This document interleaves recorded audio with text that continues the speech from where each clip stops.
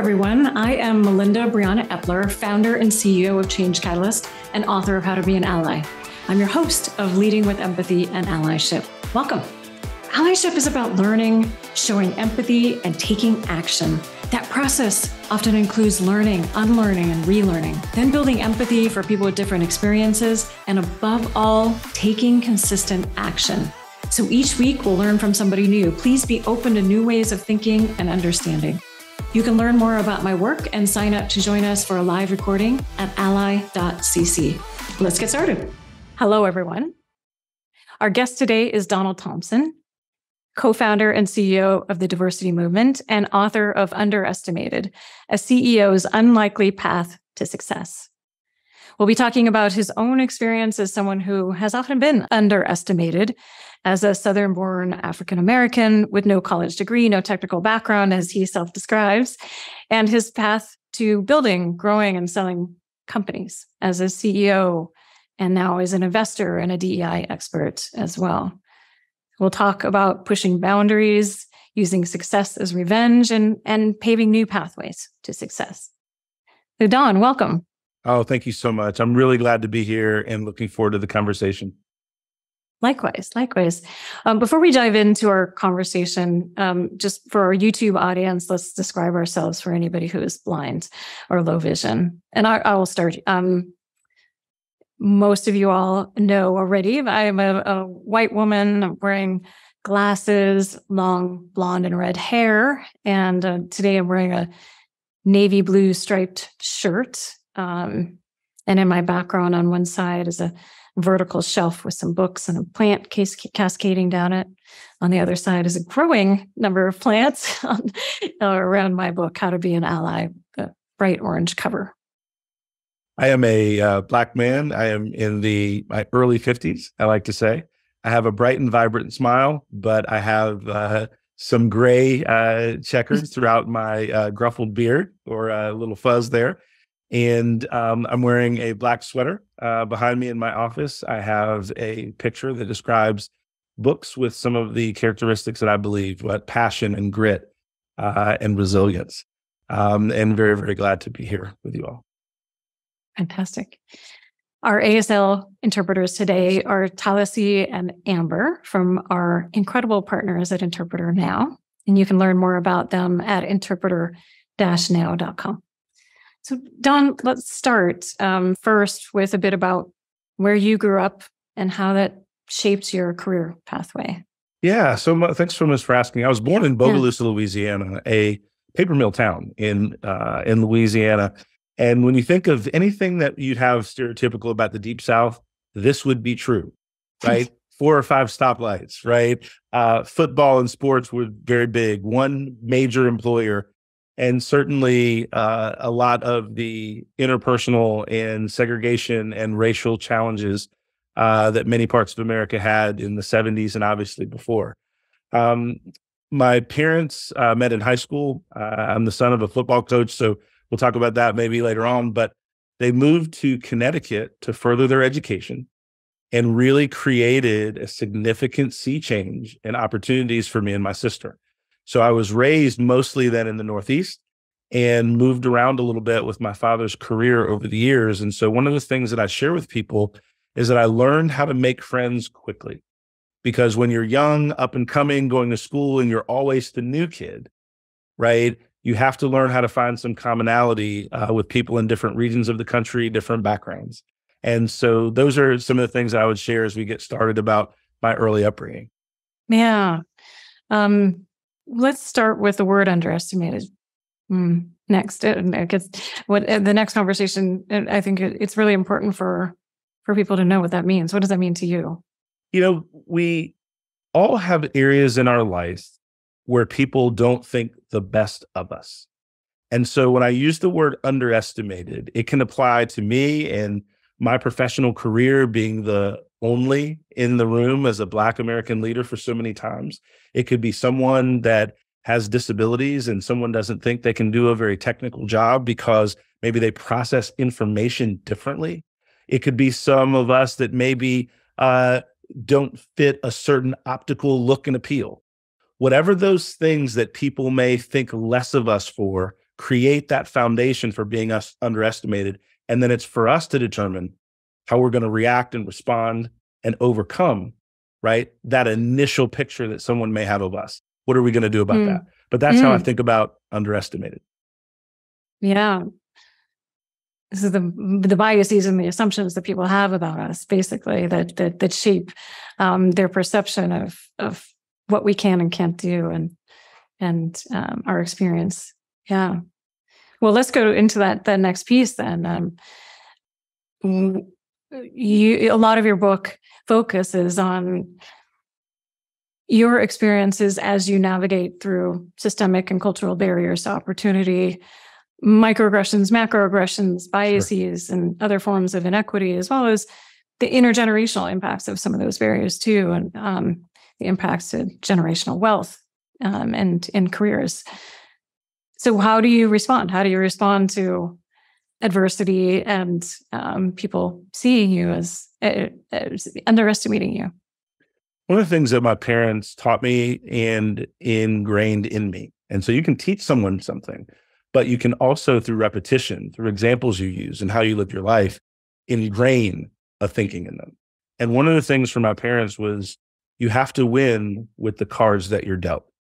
And so even though I understood that the world was not set up for my success, that there were areas that I would be underestimated, there were areas where people would think less of me because of where I came from, what I looked like, my lack of a degree, it was still my responsibility to make the most of the skills and tools and blessings and privileges that I did have. I did have the opportunity to be educated. I did have the ability to grow up in a home with two parents. I did have the opportunity to understand that if I got knocked down, I could get back up. So that mental model, that independent of my circumstance, I could still dream big, and to not allow someone else to determine my personal narrative. And that's something that really helped underpin kind of that fighter mentality, if you will. And I don't mean so much in a physical standpoint. I mean in a mental construct, that I was not willing to accept a narrative that was placed on me by someone else. And that helped me push through. That helped me be enthusiastic, even though I may have felt uncomfortable, right? In a room in Kentucky, in Bowling Green, Kentucky, where I went to high school part of the years, and I was the only Black person in my honors English class. But I used that as fuel, not something to create a feeling of inequity, but to do better, to be better, and become better. I think that is tough for a lot of people to do. Can you talk about, is there anything that you can share about how you do that? I'm just looking back at my own experiences as a girl and then a young woman, and the adversity that I experienced, I internalized a lot of it, right? It certainly wasn't easy. So I don't want to portray it was something that I learned, I believed, and then I achieved, right? There are ups and downs to all of our journeys as we look to figure out how to progress. And so one of the things I had to do was really have mental reminders for myself of what I wanted to be. And when my dreams and goals were strong enough, the short-term pain, the short-term awkwardness, the short-term challenges I had to overcome, they were there. They still hurt a little bit, but my goals kept me focused on what I ultimately wanted to be. And when I thought about, to be very specific to your question, when I thought about business, when I thought about money, when I thought about financial success, I didn't want money and financial success to buy a bigger car, to have a bigger house. I wanted it so that I could have choices of how I lived, who I worked with, and what I worked on. And I thought and saw that the most successful people had the most choices.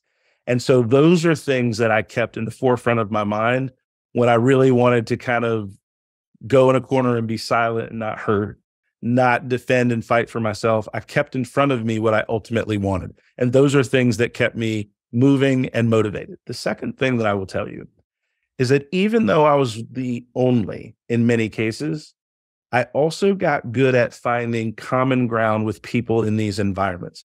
A lot of it for me was sports. For others, it may be the theater or music. It doesn't matter your situation, but most of the times when we're in groups, if we only focus on the things that make us unique, then we can self-isolate even if the group wants to include us. when we look at things that bring us together, things that are common amongst us, all of a sudden I got good at making friends. I created a different set of peer groups. And even though I had some of those awkward feelings, I also had some amazing moments with people that I had a lot in common with all along through my journey. Yeah, that actually brings me back to a conversation we had with Dr. Vivian Ming, who did some research on trust. And what she found was that we tend to trust people who are like us and distrust people who are similar. And distrust people who are different from us, right? And so one of the ways to go about changing that would be to find those commonalities, to work hard to find those commonalities with each other, because trust is such a key piece of decision making and taking risks and all of those other things. I think that's really important. No, I appreciate that. And also I wrote down the author and we'll read that as well. We all strive to be included. As much as we talk about, we want to be individuals and we want to walk our own drumbeat and different things, everyone wants to be included and feel like they have the same opportunities to express themselves as others. And that's just something part of who we are as humans. And so one of the things that I also had to grow into, and this took some time, is not to automatically take things negative when people didn't understand. For many, I was the only Black person that they'd ever really come in contact with. I was the only person on the sports team that they knew that was a person of color. So their experience set was so limited that a lot of the phrasing or things that they would use weren't necessarily attacking on purpose. They were something that they hadn't experienced or understood. And so as I matured and grow, and now I have a family, I have 3 daughters, I have 1 son, and I taught my daughters to speak their mind, to chase their goals. And many times over the dinner table, my young daughters would say, "Dad, you wouldn't say that if you were talking about a man." They would talk to me about the things that they heard through their ears, through their lens, and help keep me focused on using language that was inclusive versus language that was not. And so I think we all have that opportunity along the way where we feel strong to help educate those that may not be experienced enough to know the difference between what is inclusive language or not, and really that everything's not coming from a negative space. Sometimes it's limited information or experience. Yeah, absolutely. So we haven't talked yet about what you do. Maybe we'll stop for a moment and you can share what you do and kind of, what you have done over the years, just to paint a picture of that before we go more into the details. Love that. And thank you so much for the space. I've had a wonderful career to date and lots more to do, but I've spent time in technology sales and sold some technology-based businesses. I've spent time as the CEO of a digital marketing firm. So communication and branding and messaging is something that I've worked on with all different types of companies. I'm currently the CEO and co-founder of the diversity movement, and we'll talk about that in a moment. And I serve on probably 7 different boards, from angel investments that I've made, or I'm on the board of directors for Vidant Medical Center, now ECU Health, that is one of the top 20 medical systems in the country. And one of the reasons I'm very proud of that is they're focused in Eastern North Carolina, which is a very rural community. So when we talk about diversity, equity, inclusion, a lot of times we think race and gender and sexual orientation, but economics has a lot to do with diversity, equity, inclusion as well. And the difference between what we do in the city and the advantages that we have there, and not leaving rural America behind. And so I've got a varied footprint of thought on the way diversity, equity, inclusion can apply in the business landscape.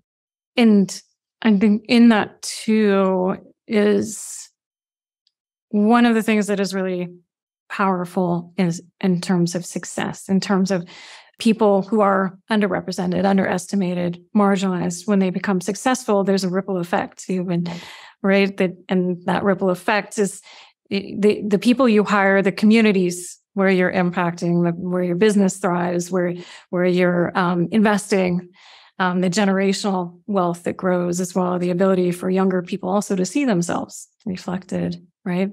All of those are ripple effects. Do you have any thoughts about that? One of the things that I'm proud of, and I think is aligned with your example, is a lot of my businesses are run and led by women leaders. And in particular, Walk West, the digital agency that I was the CEO and now I'm the board chair, my successor is Abba Bowers, who is a phenomenal woman of color, a phenomenal business leader that is taking the business to the next level. Because I'm an investor in the firm, because I was the former CEO, because I'm the board chair, I was able to be very influential, right, in the selection process. We did a national search. We didn't just hand her the business, right? But she was able to compete on a very relatively fair playing ground because I was able to ensure that. And so we looked broad for the best leader for that business. And by looking for the best leader, that happened to be Abba, who also is a woman of color, who's also a business leader. But the ability to open those doors for others has a lot to do with your responsibility and opportunity when you've met with some level of success. And so when I sit on boards, when I have the opportunity to work with hiring decisions, I get to be an influential seat at the table that can look more broadly at the candidate sets that were being presented. And that has its advantages as we're trying to make movement on diversity, equity, inclusion in the workplace. Yeah, absolutely. One of the things that you write in your book is the best way to defeat low expectations is to succeed. Absolutely. And also you end your book with thank you to the bullies in my life, kind of a similar sentiment, right? Can you share more about this and that idea of using success as revenge? I'll start with thank you to the bullies, because I don't like bullies. When you move around a lot and before you kind of come into your own as a young person, and I had a lot of folks, and years ago I had big, thick glasses. So I was a walking, talking billboard to be picked on, right? And some folks in Pittsburgh and some of the different cities I moved into did not let me down. And so there were some bullies that both physically and verbally introduced me to new towns, but it made me stronger. It made me realize the strength I had within, that a lot of times bullies pick on you because you don't know who you are and you allow it. Sometimes you need help with administrators and different things. I don't want to speak to every situation, but in my situation, it was really a wake-up call of whether or not I was going to stand for me or allow the bulliers to use me as a plaything. And it created a sense of toughness and strength that I will never, I'm grateful for, is what I would say. And for me, some of that was both verbal and physical. Like I had to learn how to develop some fisticuff skills, right, in the schoolyard. And what I found is bullies don't typically want to pick on people that are willing to fight back. And so I had to learn how to fight back. And the other thing that I will say that is really, really important in terms of success is that we all lift up in our society, whether it is politically, whether it is business monetarily, whether it is in the music scene, those that have hit success at a high level. I wanted to be someone that was worth emulating. And then I could be an example of what could be versus kind of spending most of my time, effort, and energy on what I didn't have. And so those are a couple of things that drove me throughout my childhood and still do today as a result. And so, yes, thank you to the bullies. They made me stronger. Yeah. And I also wonder too, if that impacts those experiences impact how you navigate the world, how you navigate as a leader, and ways that you kind of think about leadership. One of the things that in our opening, when you were talking about your audience, and I'm so glad to be here, you were talking about the leaders on the end of this call that are beyond the basics. So let me give a couple of examples of how some of these things have affected me in terms of leading large organizations and growing companies. So number one is it's taught me to look for diamonds in the rough. And that's really, really important because a lot of times extroverts can command the meeting and they're more outgoing and more verbose. And you can miss some really talented individuals that have an introverted personality and need somebody to bring that out in them. And so that's one thing is it got me thinking about how to maximize talent from folks that may communicate a little bit differently. The second thing that I think is really, really important is as a leader, it made me ask the follow-up questions because a lot of times as a leader, we're thinking and listening to what we're hearing in that moment. But a powerful question that I've used and still use to this day is there something going on with you, with our environment, that is affecting your performance in a negative way? And that simple question over the years has given me many, many points of insight on things that I need to improve as a leader, my organizations needed to improve, or things that were going on outside of work in someone's environment to give me the full spectrum of how to evaluate them. And so when I think about all of the lessons that I've learned, it's really helped me to ask more questions before I determine a point of view. Yeah, I think that's a really, really key piece of good leadership, of inclusive leadership. What's one of the most difficult decisions you've made as a leader? Oh my gosh. I'll give sometimes we'll hear phrases in leadership, the customer is always right. And that's just not true.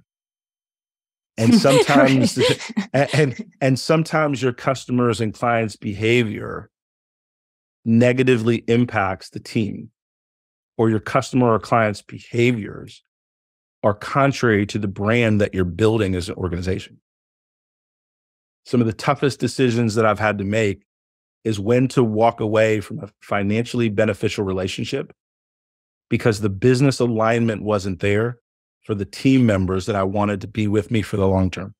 And so I think about it and I pause. It was such a great question because that's really now where your mission and values meet, right? That's where it leads to leadership decisions, right? Because now there's a financial impact to you making this determination that this customer or client's behavior is not in line with what you're trying to build. And there's been a couple of instances in my career where we've had to turn away from businesses and opportunities because it was so unsettling or so disjointed for the team that was working on those projects. And so I remember those very, very well. The second thing that I would say in terms of, and this is still tough, it is very difficult for me, and I still lose sleep over these things, when we need to transition and go in a different direction with an employee. And I think it's a good thing. If you ever get numb to the fact of having to make tough decisions in the workplace, then I think you're losing some of the empathy, some of the human nature that you need, right, to really lead all of your team. And so I'm very thoughtful and cognizant of the impact to people's lives when you have to make those tough decisions. And how can you slow down and really work with that individual, your HR team, your environment, to make that transition as strong and as powerful as possible for both people, even if the outcome on the surface is initially not positive. And I've seen over the years that thought and that act of purpose in doing that has worked out very well in 85 to 90% of the cases. I wouldn't say every time, but in most cases. And then the final thing I'll say on that is that people in your organizations that look to you for leadership, that model, that watch you, develop trust in you by the actions you take when people are at their weakest moments, which means how do you treat people if you have to move them outside the organization? How do you treat people if they've made a big mistake? People are watching how you react to people in those moments to then determine how much they trust you as a business leader. What a wonderful question. It's a question with serious depth. Yeah, and I have a follow-up question to the last piece of that you shared, which is we're seeing a lot of tech companies make a lot of layoffs, and in general, as a manager, as a leader, that's you're going to face those decisions. Do you have any thoughts that you could share about ways to do that in the most inclusive and equitable way? Because I can see that some of these companies are not doing that, right? Yeah, it is really difficult in times of duress to live all of your values. Mm-hmm. And that's what we're seeing, right, in companies. Because if you look at companies that misbehave, right, that don't do things appropriately, their values say something different. So they know the difference between right and wrong, right? And so the way that I would answer it is this, because I don't have all the answers. I don't have a perfect business, but I strive for it. I strive for excellence. Here's the thing. You have to really think about if you were on the other side of that conversation. How would you want your professional career, your family, your perspective to be handled? And try to get as close to that as you can within the framework of your business and organization. And that's the way that keeps me grounded, right? If I were on the other side of that conversation, right? Knowing that companies have to make tough calls all the time. I get it. I absolutely get it. But once you make that decision, the way you implement that decision is very much within your control. And if you think about yourself on the other end of that dialogue, a lot of times you're going to be a little bit more thoughtful. You're going to slow down the conversation a little bit. That severance package might be a little bit heftier. It might hurt a little bit more, but a little bit stronger, because you know that you want, as a part of your brand, that even in tough times, you treat people well. And I would say on top of that too is to also think further about somebody's experience. It might be different from yours too. And that also is important to keep in mind too, that, as you're laying off the person on the other end, as you're letting that person go, how is that impacting them, their families, and so on too, and in ways that might be different as well. And right. Equally important to kind of deepen empathy for them, so that we go beyond sympathy to empathy, to really, really understanding their unique situation and doing that in a way that really aligns ultimately with your own values. That's right. Yeah. No, I appreciate that very much. I agree completely. Yeah. So looking back on all the work that you've done over the years, and the ways that you have stepped in and stepped up and become who you are now, and through adversity, through the different barriers in your life, what piece of advice would you offer to a young Southern African American man, young person today? Thank you so much. Success leaves clues, and wherever you are in your organization, right, create your brand and your narrative as somebody whose work ethic is second to none. And that doesn't mean 70, 80 hours a week. It just means when you're working, you're putting in highly effective and productive time. The second thing that I would say is, don't be afraid to be bad at something while you're learning. And that's one of the big things that has helped me. If you think about my career in technology and as a CEO of a technology firm, but I don't have a computer science degree. I don't have a technology background, but I became a sales professional and worked with application engineers and QA engineers and project managers. And little by little, over a 10-year period of time as a sales professional, I really learned from some of these wonderful professionals. And so over time, my competency, right, in the technology space started to become a strength. But I was willing to be bad at something initially to get in that learning mode from others around me. And not only did I learn new knowledge and insight, I built a coalition of partners within the organization that ultimately, when it was time to choose a new leader of the business, I had so many relationships with our clients, with our partners, with our employees, that I was the natural choice, because I was good at learning and bringing people together and not necessarily depending on having the answer myself. The third thing that I would share in terms of advice that I would give to my younger self, so to speak, is really understanding the power of your personal network as you grow in business. I know that now, but man, if I would have really embraced that, if I would have really embraced that follow-up of every cup of coffee 20 years ago and built that, man, it would be even so much more powerful today. And that's one of the things that I think about quite often as I'm building relationships and building new opportunities to grow with people in the corporate setting. Thank you for sharing that. And I want to ask a follow-up question to this, because there are so many people with underrepresented identities, underestimated identities, that are working to become successful entrepreneurs in a landscape that is not creative for them, where investment dollars do not flow to them, where they, it's a different kind of struggle. It's a different kind of struggle as an entrepreneur. And you have become a successful entrepreneur? Do you have any thoughts specifically for those folks? Yeah, I absolutely do. And in fact, with the diversity movement, we are 3 years in business. We're raising capital. We've raised close to $1 million in capital. Our goal continues. But one of the things that I would tell you very specifically, and again, thank you for the question, is number one, don't talk to so many people that don't want to talk to you. There are businesses and investment groups and venture capital organizations that are built specifically with their mission that focus on underrepresented entrepreneurs. Start there first because they want to see you. They want to hear you. They want to give you tips and different things. And a lot of times we probably have talked to, me and my team in this last round of funding, over 100 different investors, and we've gotten probably 80 no's. Mm. But you only need 15 to 20 yeses to make your number. So one of the things in terms of advice is you have to understand the numbers so that you don't get too down with people that don't get your vision or dream.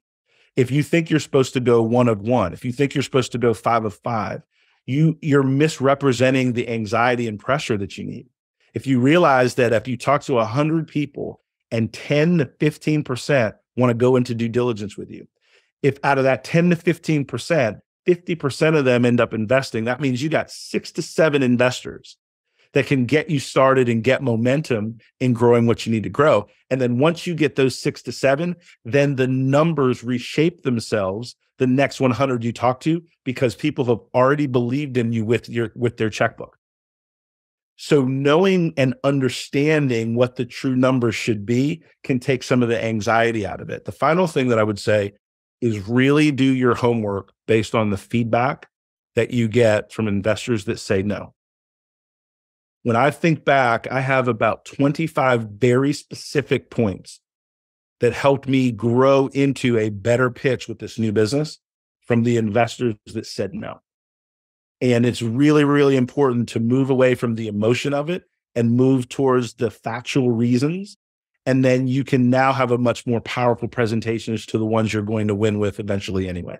But those are a couple of things from my experience here recently, right? In going through it. Yeah. And I wonder if you would agree with me that also filter your advice. This is not all good advice. And that's a really important piece of it, is that especially if you are speaking to the people that aren't likely to invest in you, you might be getting the wrong advice. And that is really important. Well, here's this thing in terms of that filter. So number one, absolutely, right? So yes and amen. The second thing is think about the motives of why people are telling you what they're telling you. And that's a good reason. Sometimes people are giving you the professional Hollywood no, right? They're just being overly polite, but they're just not interested. Whereas other times I'll hear phrases like, Don, when you achieve X, Y, and Z, here's what I want to see the next time you pitch to us. That's very different language. And usually when people are using that language, they're giving me very specifically deal misses or parameters that we just didn't hit. And then I know that's the best piece of advice because they're giving me the link between where I am and where I need to be.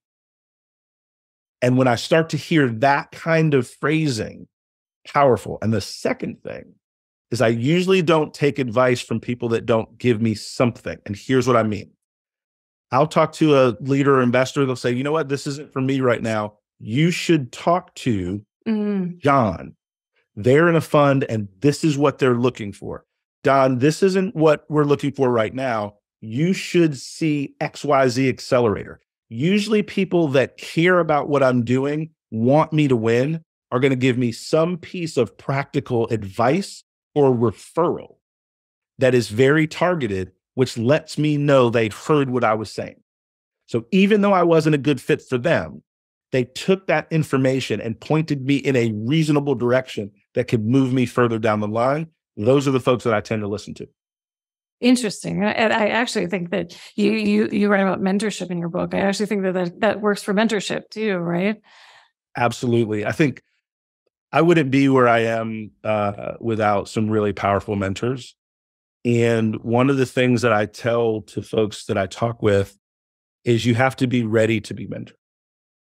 When you go into a meeting, whether it is virtual or in person, do you let people know that you're taking notes, like I am in this conversation, and learning from Melinda, just like I hope your audience is learning from things that I'm sharing? Do I follow up in conversations with a note, either electronically or physically, to let that person know that I appreciated their time, effort, and energy? And then here's something that I'll tell you as a cheat code for mentorship. I was sharing with an MBA group a couple of months ago. When I'm in meetings with very successful people that I would want to mentor me or want to remember my name, different things, and maybe we have a 30-minute meeting for them to pitch me on something I'm doing, I'll say in the beginning of the meeting, if we can finish our core business together in 25 minutes, can I use the last 5 minutes getting advice from you on what makes a successful leader? Oh. I've never had someone turn me down. Wow. 2 reasons. If we finish our core work, the reason you took the call with me, in less time, can I use the remaining time to learn from you? And I've really gotten, over 10 years of doing that, right, a tremendous amount of information and feedback. And I've set the seed and the foundation for relationships for further ask. Because usually what that leader will tell me, and this is by and large how it's worked, they'll give me a piece of advice, they'll give me something to read, and they'll say, Don, if you need anything else from me, now's not the best time, but you give me a call. I love what you're doing. Here's how to get in touch with me. Because most people don't know how to be ready to be mentored and how to put yourself out there as somebody that has that competitive learning mentality. But that's a cheat code that I'll share with you that I've been doing with leaders for years. I love that. I love that. I think that's great. I love it. What piece of advice would you offer to folks who are allies, or want to be allies, want to be good allies, who recognize the barriers, the inequities, the marginalization that people experience and are looking to make a difference for a young person, a young you? What actions can they take? One of the things that is super important is asking people how you can be helpful to them. Right? Just that simple ask will open up a lot of questions. Sometimes people just want to be heard. They have some things that are on their heart and mind, and they just need somebody that is an active listener with them, just to really hear what they're working on and working through. And then sometimes people have very specific asks. I'll give you an example. So I was talking in a DEI cohort, so I do a lot of training and teaching. And I said to the group, it was 20 leaders and predominantly women leaders on this call in particular. And one of the leaders said, most of my mentors are women. Most of the people that I need to sell my ideas to in my company are men. And I'm missing that perspective. Would it be okay if I called and took 15, 20 minutes and walked through a big presentation that I have to give in the next few weeks?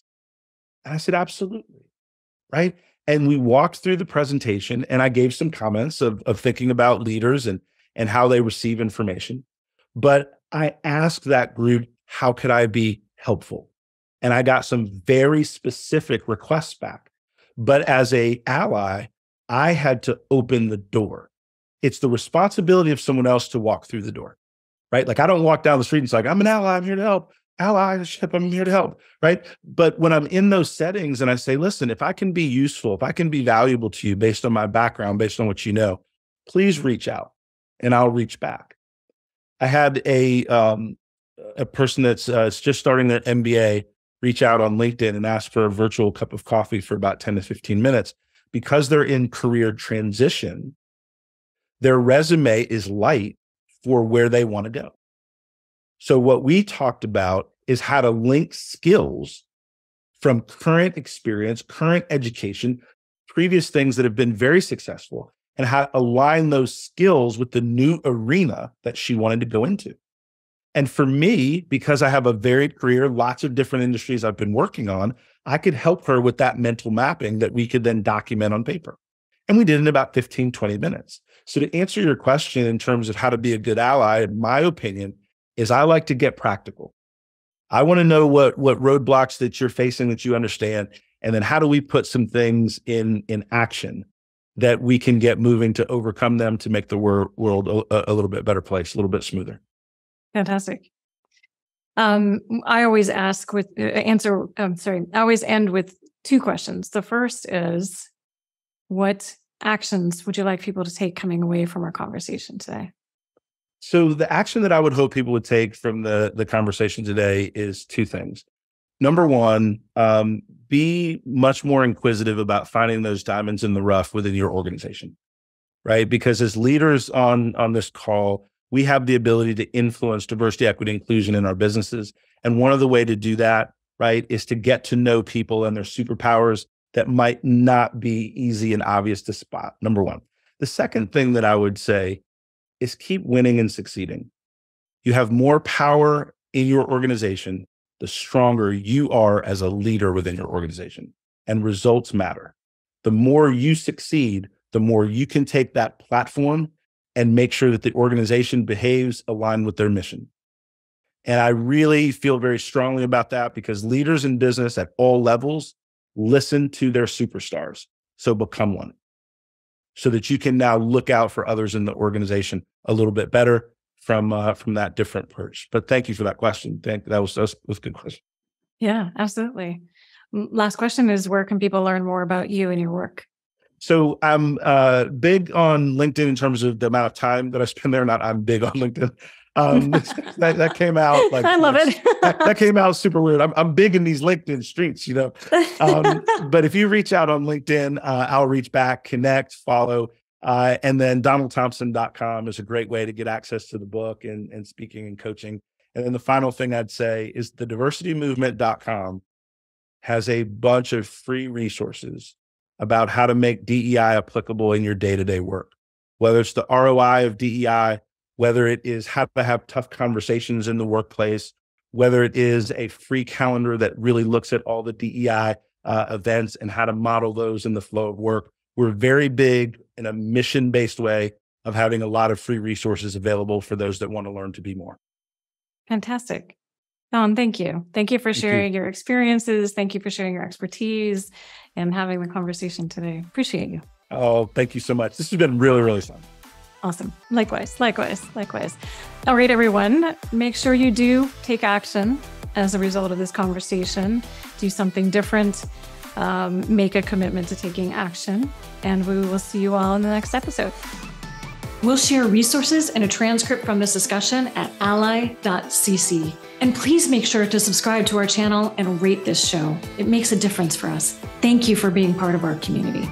And remember, the more we take action, the more we grow as humans and as leaders, and the more we transform our communities. So what action will you take today? Let us know your actions by emailing podcast@changecatalyst.co or reaching out on social media. And Leading with Empathy and Allyship is a show by Change Catalyst where we build inclusive innovation through training, consulting, and events. You can learn more about us at changecatalyst.co. So let's keep building allyship across our communities and around the world. Thank you for listening.